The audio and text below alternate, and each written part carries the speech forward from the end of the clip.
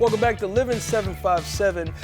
Folks, there are a lot of diseases that can affect the body. And actually, in this country, there's 1.5 million Americans that live with this painful disease called lupus, okay? So our next guest is one of those Americans we'd like to welcome to the show, Dion Langley, to tell us more. How you doing there, Dion? I'm great. How you doing, Quincy? Good, man. Glad to see you here, man. Thank you. Thank you. So glad. Thank you guys for having me. Yeah, welcome back to the show. Thank you. Yes. You know what? So I must have been gone when he came before. No, so he was the drummer with Band Von Trail. Band Von Trail.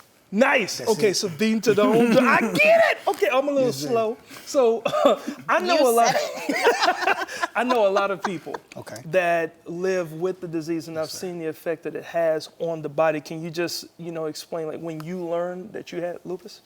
I was diagnosed in 2010. Okay. But prior to, I started getting symptoms about 2 years or 3 years prior. Yeah. Just going back and forth to the emergency room, losing a lot of weight, sleeping a lot. Didn't have the energy.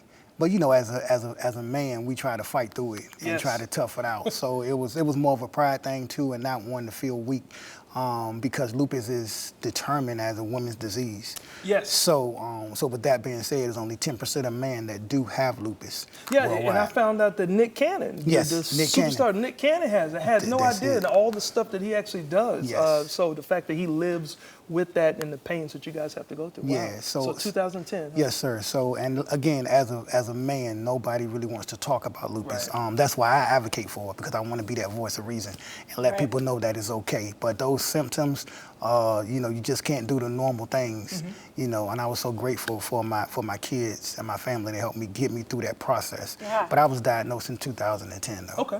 Now you received that diagnosis.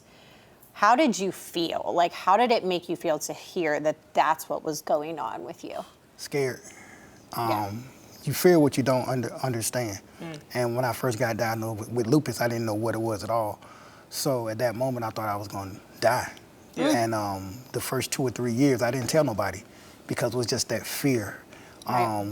Being looked at different and just not, just being who you were. Yeah. And again, when it's predominantly a women's disease, you don't want to tell nobody. So I guess that whole shyness. But I was able, I prayed a lot and I asked God, to get me through it. So that's why I'm able to advocate now and spread the word about it. Right, because you advocate through a foundation that you have. So talk to us about this foundation. Yes, I'm blessed. I have my Beat Lupus Foundation. It's a local foundation based out of here in Chesapeake, Virginia. Okay. Not a major foundation like the major ones, but I'm actually going on the 4-year mark now. So I'm blessed to be able to do that. Yes, sir. Go. So, and with me being a drummer, so I use drumming as my platform to help advocate for lupus, because I travel a lot. So it allows me to just advocate and spread lupus musically as well. There you go. That's so cool. How do you use drumming to be an advocate for lupus? Well, first off, when I got diagnosed with lupus, I had to figure out a way to help me deal with it.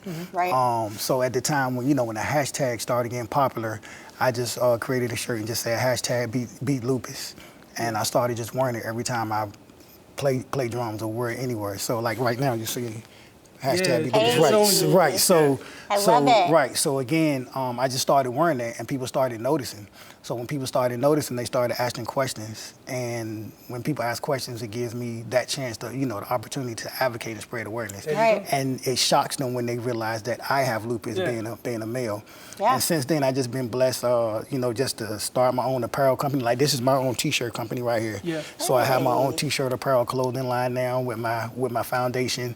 So now probably every day you see me, you'll see me with a different Beat Lupus shirt on. That is good. Yes, sir. So now, my final question, because we're running out, I feel like it's an important one. As an advocate now, what would you say to yourself when you received that diagnosis?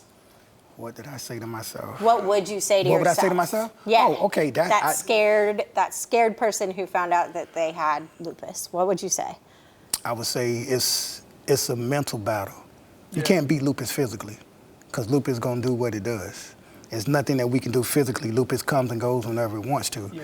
But I feel like mentally, anyone that's just diagnosed with lupus, you have to be able to have that mental stability to know that you're going to beat it. You have good days and bad days, but it's always tomorrow. Hey, well, your stuff is up there on the screen for folks to follow you, and I see that you come bearing gifts really quick. What do you have? Yes, thank you so much. This is my my Beat Lupus wristbands. I have one for you guys. Thank and you Patricia so also. much. Patricia also, yes. We'll get one And we right. will pass it And this along is- to Patricia. This is the Thank Beat you Lupus so much. CD, I really appreciate it. Beat Lupus CD that I recorded with the artist Roberta Lee. Awesome, thank you, man. And Thank it's just something quick to just help spread the word about lupus. Perfect. Positive message. Thank you so much for joining Keep us. fighting, Dion. Thank you so much. I appreciate you all.